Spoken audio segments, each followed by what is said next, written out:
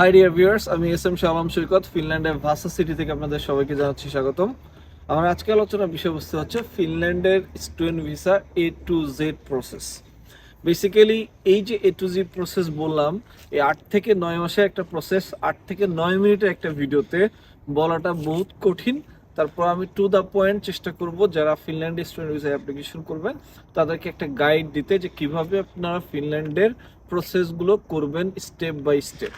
তো যারা ফিনল্যান্ডে upcoming ইনটেকে application করতে ইচ্ছুক অবশ্যই এই ভিডিওটা সম্পূর্ণভাবে দেখবেন, তাহলে আমি বিশ্বাস করি যে আপনি আপনার নিজের প্রসেস নিজেই করতে পারবেন।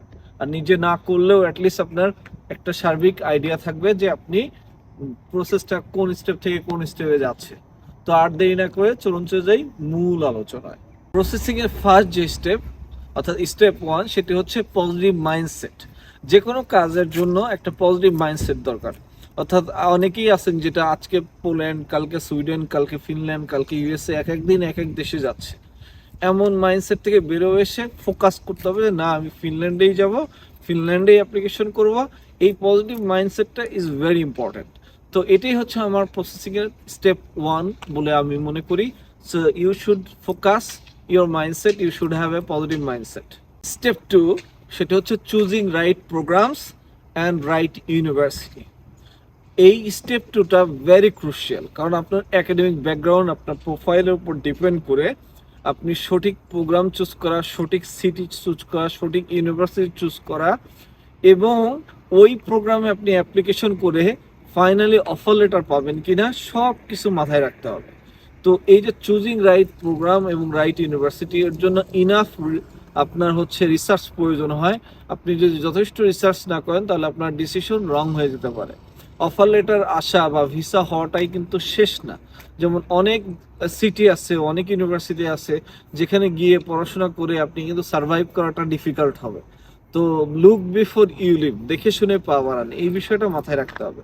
সো প্রোগ্রাম চুজের ক্ষেত্রে এবং ইউনিভার্সিটি চুজের ক্ষেত্রে অবশ্যই আপনাকে অনেক বেশি রিসার্চ এবং ট্রিকি হইতে হবে, অর্থাৎ কৌশলী হতে হবে, এই বিষয়টা মাথায় রাখবেন। Step 3 preparing checklist, document checklist. আপনি প্রোগ্রাম চুজ করেছেন, ইউনিভার্সিটি চুজ করছেন, এখন ইউনিভার্সিটি এবং প্রোগ্রাম অনুসারে আপনার কি কি ডকুমেন্টস লাগবে সেগুলো আপনাকে গুছিয়ে ফেলতে হবে। যেমন আপনি যদি মাস্টার্স প্রোগ্রামে অ্যাপ্লাই করেন তাহলে আপনার ব্যাচেলার সার্টিফিকেট ট্রান্সক্রিপ্ট অরিজিনাল উঠিয়ে ফরেন মিনিস্ট্রি, এডুকেশন মিনিস্ট্রি করে আপনার অরিজিনাল পাসপোর্টের মেয়াদ আছে কিনা, পাসপোর্টের সাথে আপনার সার্টিফিকেটের ইনফরমেশন মিল আছে কিনা, নামের বানানটা ঠিক আছে কিনা, ডেট অফ বার্থ ঠিক আছে কিনা, সব কিছু খেয়াল করতে হবে। এর বাইরে আপনার ধরেন সিভি তৈরি করে রাখতে হবে। আপনার যদি ল্যাঙ্গুয়েজ সার্টিফিকেট না থাকে সেক্ষেত্রে আপনার জব এক্সপিরিয়েন্স সার্টিফিকেট বা বিকল্প যেমন এমওআই এগুলো কালেকশন করে রাখতে হবে।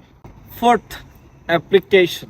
এখন অ্যাপ্লিকেশনের ক্ষেত্রে আপনি যখন ইউনিভার্সিটি রিসার্চ করছেন তখন অ্যাপ্লিকেশন পিরিয়ড ওই ইউনিভার্সিটি যে ইউনিভার্সিটিগুলো আপনি চুজ করছেন কখন এই ইউনিভার্সিটিগুলো অ্যাপ্লিকেশন পিরিয়ড ছিল শুরুতেই আপনি চেষ্টা করবেন অ্যাপ্লিকেশন করে দিতে। কেননা ফিনল্যান্ডে ফার্স্ট ফেজ সেকেন্ড ফেজ বলে একটা কথা আছে, অর্থাৎ যারা আগে অ্যাপ্লিকেশন করে তারা ফার্স্ট ফেজে সিলেক্ট হয়, যারা পরে অ্যাপ্লিকেশন করে তারা সেকেন্ড ফেজে সিলেকশন হয় এবং এন্ট্রান্স এক্সাম এবং ইন্টারভিউ কিন্তু সেই অনুসারে হয়।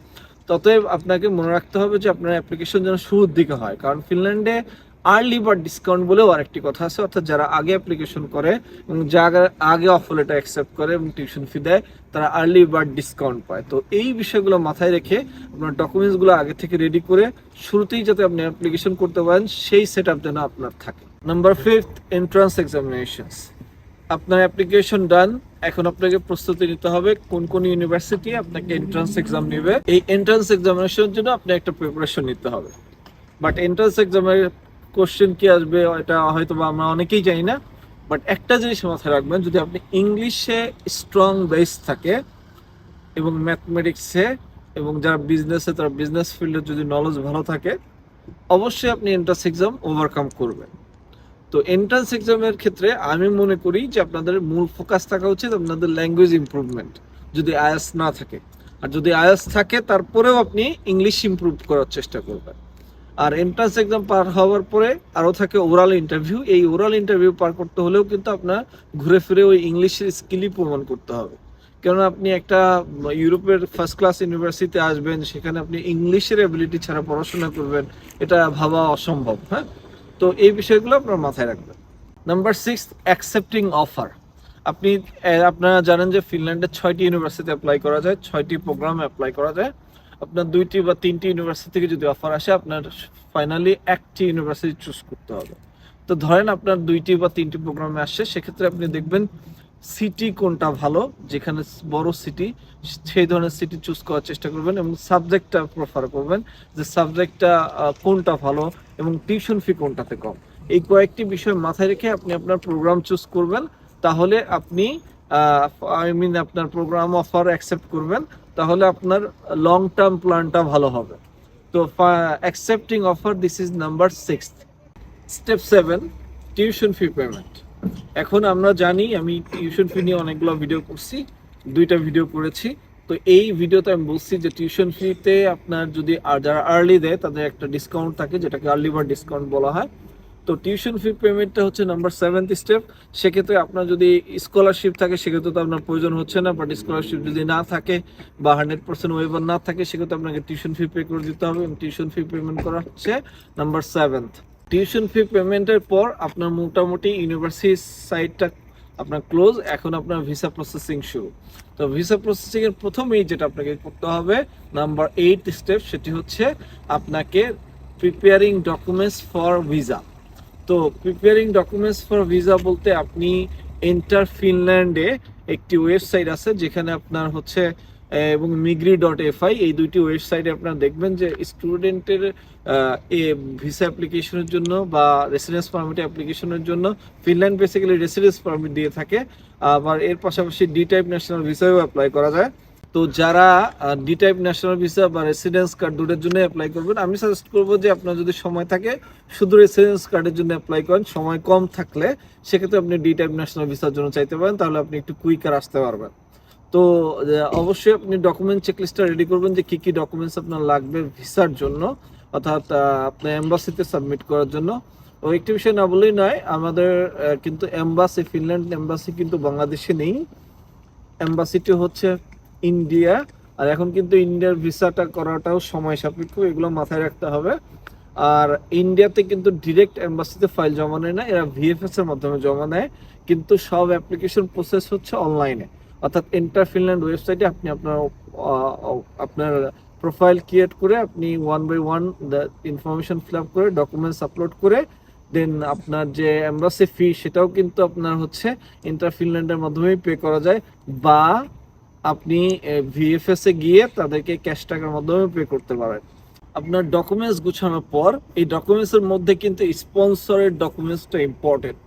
তো এই স্পন্সরশিপ নিয়ে আমি 2টা ভিডিও করব, যে কিভাবে আপনি স্পন্সরশিপ দেখাবেন, কিভাবে আপনি আপনার পার্সোনাল ফান্ডটা আপনার অ্যাকাউন্টে ট্রান্সফার করবেন। এই সকল বিষয় নিয়ে আমি একটি না 2টি ভিডিও করব, কারণ এখানে 2টি বিষয় আছে, যে চাকরিজীবী হলে কিভাবে স্পন্সর করবে, ব্যবসায়ী হলে কিভাবে স্পন্সর করবে। তাই আমি একটু ডিটেলস একটা ভিডিও করব। তো আপনারা যারা স্পন্সরশিপ নিয়ে চিন্তায় আছেন, অবশ্যই আমার ওই ভিডিওগুলো দেখবেন এবং আমার চ্যানেলটি সাবস্ক্রাইব করে আমার সঙ্গে থাকবেন, তাহলে আপনারা 1 by 1 এই ভিডিওগুলো পেয়ে যাবেন। সব পেপার যখন আপনার গোছানো হয়ে গেছে, এরপরে কাজ হচ্ছে এম্বাসি ফেস। তো এম্বাসি ফেসের ক্ষেত্রে আপনাকে কিন্তু ইন্ডিয়া যেতে হবে। তো ইন্ডিয়ান ভিসা প্রসেস এবং ইন্ডিয়াতে যাওয়া, এটা আমি আলাদা করে বললাম না, আমি বলবো নেক্সট যেটা, সেটা হচ্ছে এম্বাসি ফেস বা ভিএফএস ফেস। এম্বাসি ফেস বললে ভুল হয়ে যাবে, কারণ ভিএফএস এ আপনাকে ফাইলটা সাবমিট করতে হবে, এবং ফাইল সাবমিট করলেন। ফিনল্যান্ডের ক্ষেত্রে যেহেতু আপনি রেসিডেন্স কার্ডের জন্য অ্যাপ্লাই করতেছেন, আপনাকে 1 মাস 2 মাস কিন্তু ওখানে থাকতে হবে না। আপনি ফাইলটা জমা দিয়ে ইচ্ছা করলে ওই দিনও চলে আসতে পারবেন, কারণ আপনারা ফিঙ্গার রেখে আপনাকে পাসপোর্ট ব্যাক করে দিবে। আর আপনার যে রেসিডেন্স কার্ড, তারা আপনাকে ডিএচএল বা কুরিয়ার মাধ্যমে বাংলাদেশের যে ভিএফএস আছে সেখানে পাঠিয়ে দিবে। এরপরে আর আপনার কোনো কাজ নেই, এরপরে you have to wait for your decisions. আর এই ডিসিশন আপনি চেক করতে পারবেন এন্টার ফিনল্যান্ড যে ওয়েবসাইট আছে, এই ওয়েবসাইটে আপনি আপনার ট্র্যাক করতে পারবেন যে কোন স্টেপে আছে। আর এভাবেই আপনার এই ফিনল্যান্ডের টোটাল ভিসা প্রসেসিংটা হয়। আর এরপরে আসলে আপনার ওইভাবে কোনো কাজ নেই, ডিসিশন পেলে আপনি রেসিডেন্স কার্ড রিসিভ করবেন বাংলাদেশের যে ভিএফএস থেকে, এরপরে আপনি এয়ার টিকিট কেটে চলে আসবেন। তো আমার ভিডিওর প্রতিবদ্ধ বিষয় ছিল হচ্ছে Finland student visa process A to Z. তো আমি ভিসা পর্যন্ত এই ভিডিওটি করলাম, ভিসা পাওয়ার পরে আপনার কি কি কাজ, এই নিয়ে চেষ্টা করবো আরেকটি ভিডিও করতে। তো ততদিন পর্যন্ত ভালো থাকবেন, আর আমার চ্যানেলের সঙ্গে থাকবেন। Thank you very much for watching.